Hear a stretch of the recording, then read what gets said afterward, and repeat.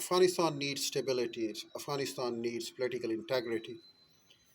And a close look at the last 35 traumatic years of the intestine conflict show how the clash of divergent aims and the objective of several parties has plunged the country into a seemingly hopeless situation.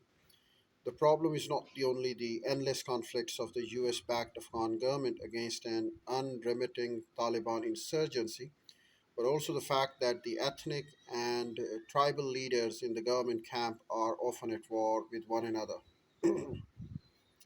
Any attempt, both from Kabul and the Taliban, to negotiate a peaceful resolution to the hostilities has so far resulted in a dialogue of the deaf. The situation is further complicated by the shaky relations between the Afghan government and the neighboring Pakistan. They accuse each other of letting terrorists move across the borders, even if they both are not in a position to secure total control of their long frontier.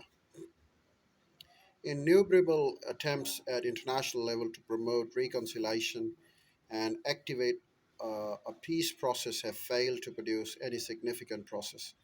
Since 2013, Russia has convened as many as five Afghan peace conferences, and lately, Uzbekistan, a close neighbor of Afghanistan and long standing advocate for peaceful political settlement, took the initiative of hosting in Tashkent on 26-27 March this year, uh, talking about 2018, of course, 2026 and 27 March 2018, an international conference which was highly successful in terms of the number of participating countries, but significantly enough, the Taliban were kept out of it, despite a month earlier during another regional conference called the Kabul Process.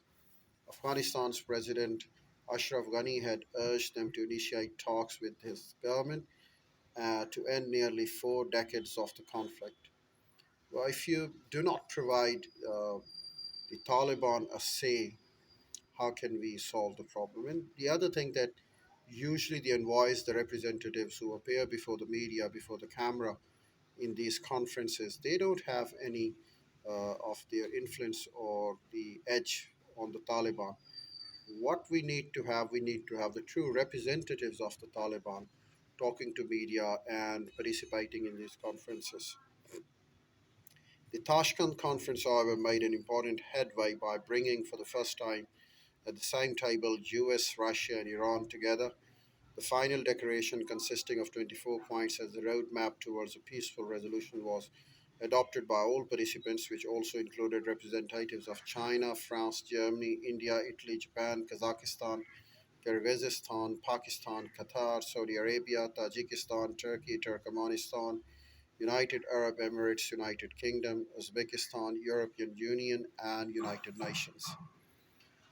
Though the conference forged a consensus among so many countries on how best to handle the peace process, Afghanistan's plight remains extremely difficult to overcome, if not more difficult than ever. Nevertheless, the detente between Islamabad and Kabul is absolutely crucial to start disentangling the situation in this regard. China can play, and as a matter of fact, is already playing uh, the great role in its own style, an effective role as a mediator. There are two main factors that put China in a right position to play such a role. First, the strong ties between China and Pakistan and the good relations between Beijing and Kabul warrant both Afghanistan and Pakistan to trust China. Second, China is motivated enough to exert its constructive influence in the region by the need of preclude an obstacle to the Belt and Road Initiative BRI and CPAC. On the related note that $60 billion CPAC project has further strengthened China's kinship with Pakistan, and China is open to include Afghanistan into the project.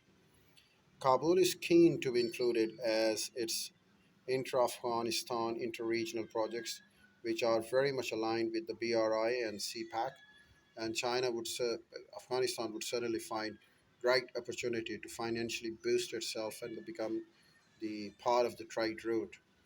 So China welcomes, Afghanistan welcomes it, Pakistan welcomes it, and China is there to play its role.